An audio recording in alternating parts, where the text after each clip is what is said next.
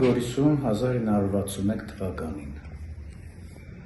83 թվականին ավարտել եմ Երևանի պոլիտեխնիկ ինստիտուտի ճարտարապետական բաժինը, տեղափոխվել Գորիս և մինչև այժմ ապրում եմ Գորիս քաղաքում։ Երկար տարիներ աշխատել եմ որպես Գորիսի քաղսովետի ճարտարապետական բաժնի պետ, հետո միաժամանակ դադար, հետո գլխավոր ճարտարապետ և 20 տարի դադար, գուցե ավելի շատ 22 տարի դադար։ Դադարը ստիպեց, որ ինչ-որ բանով պիտի զբաղվեմ, այսպես չէ։ Սկսեցի նկարել։ Լավ է, վատ է, չգիտեմ, բայց դե էսա, կարող է նկարը չստացվի, բայց օրս կստացվի։ Երեխաներն են հաճախակի գալիս, ավելի հաճախ քան մեծերը։ Նստում են այս սեղանի շուրջ և սկսում նկարել, ես էլ նրանց օգնում եմ, ինձ լավ եմ զգում։ Երբեմն նախագծային աշխատանքների պատվերներ եմ լինում անում եմ։ Այսպես ապրում եմ իմ փոքրիկ քաղաքում։ Քաղաքը վերջերս մի քիչ փոխվեց, տուրիստների կարծիքով դեպի լավը, բայց ես որպես մասնագետ գտնում եմ, որ դրա մատիտի մի հարվածով Գորիսը դարձրեցին Դիլիջան 2, դա ես ցավով եմ արձանագրում։ Խորհրդային տարիների աշակերտների հագուստի, աշակերտուհիների հագուստի հիմա բոլորը միատեսակ, նույն բալկոնները, նույն պատուհանները, նույն դարպասները, ցավ է դա ճիշտ չի, դա ուղղակի արվել է դիլետանտների ձեռքով, ուրիշի կարծիքները չեն հարցրել, որ ասում է ցավով է վերաբերում ասածիդ։ Այդպես է, միշտ էլ այդպես եղել է, այդպես էլ կմնա։ Ես չգիտեմ տարիներ հետո ինչ կլինեն, բայց ես շատ եմ ուզում, որ այս քաղաքը լինի այնպիսին, ինչպիսին նախատեսել է մեր հայրերը, մեր պապերը, նախապապերը։ Ուղղակի Գորիսը բաներ կա, որ պիտի մաքրվի, ուղղակի ջնջվի։ Առաջին հերթին Գորիսի քաղաքային բանտը, դա պիտի Գորիսից հանվի, դա մեծ հետք է թողնում երիտասարդության վրա, գողական քաղաքը, երիտասարդները 17-18-16 տարեկան,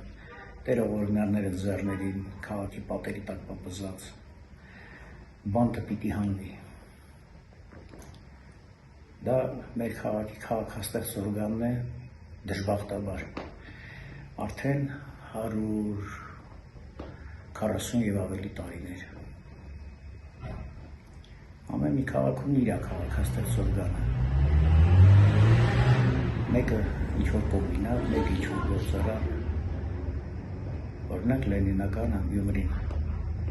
Ինչքան մանեկա գտնեմ դրա քաղաքաստեղծ օրգանը որն է, այդպես էլ չկարողացա գտնեմ, բայց վերջը հասա նրան, որ պարզվեց, որ Գյումրին իր աշխարհագրական դիրքով այնքան բարեհաջող տեղ էր գրավում, որ այնտեղ գալիս էին Թիֆլիսից, Կարսից, Վանից, Մուշից, Արդահանից։ Եկողները ամեն մեկը իր հետ մի գույն էր բերում և քաղաքը լցվում էր գույներով։ Նույնիսկ ճարտարապետության մեջ է դա զգացում, գունավոր շեքեր տարբեր գույների, բայց բոլորը մասնագետներ էին, տվեցին հրաշալի նկարիչներ, հրաշալի կոմպոզիտորներ, հրաշալի փիլիսոփաներ, քանդակագործներ և մինչև այսօր դա շարունակվում է։ Այսինքն Գյումրիի քաղաքաստեղծ օրգանը դա մարդն է։ Իսկ Գորիսում գորիսցիներից բացի ոչ ոք չի ապրել։ 46 թվականին մի 40 ընտանիք եկավ Պարսկաստանից, որոնք հիմնականում արհեստավորներ էին, և վերջ, նրանք ոչ մի գույն չբերեցին քաղաքին։ Քաղաքը այդպես էլ մնաց մեկուսի, գորշ, տուրիստը չի զգում դա գալիս է, տեսնում է երկու մաքուր փողոց, երկու գեղեցիկ ծառ, երկու գեղեցիկ թուփ և վերջ, բայց դա այդպես է։ Քաղաքում քիչ են մշակութային օջախները, Իսկ մեր երկրում միջև այսօր ոչ գնահատել գիտեն նկարչին, ոչ քանդակագործին, ոչ գրողին, ոչ բանաստեղծին, ոչ երաժիշտին։ Բայց գոյություն հրաշալի սերունդ կա, որոնք կարող են մեր քաղաքը ցույց դնել ամբողջ աշխարհին, բայց կտեսնենք, տարիներ կանցնեն, նրանք էլ կմեծանան, կթողնեն, կգնան քաղաքը, եւ էլի քաղաք կմնա նույն ձևով։ Ժամանակին քաղաքում ծառեր տնկելը դա խորհրդային տարիներին հատուկ մշակված ծրագրեր կային, դենդրոլոգ էին կանչում, ընտրում ծառը, որտեղ ինչ ծառ պիտի տնկվի, բան, իսկ հիմա ով ինչ ծառ ասես ուզում է տնկում, որտեղ ասես տնկում, այդպես չի կարելի։ Դրանով ծառատունք չեն անում, այդպես կանաչապատում չեն անում։ Առանց ուսումնասիրելու հողը, առանց ուսումնասիրելու քաղաքային պայմանները, այն ծառերը, որոնք նախատեսված են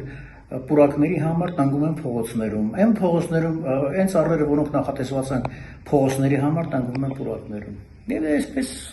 խաթարվում է ամեն ինչ։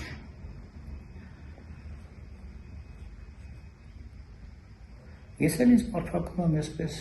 նկարների շուրջ, ծաղիկներ եմ նկարում, որոնց դնում եմ իմ քաղաքի բնակիչների տեղը։ Մեկը թոռոմաս ծաղիկ է, մեկը վառ գույներով, մեկը վառ շրջապատ ունի, մյուսը չէ։ Սրանք ծաղիկներ չեն, սրանք իմ քաղաքի բնակիչներ։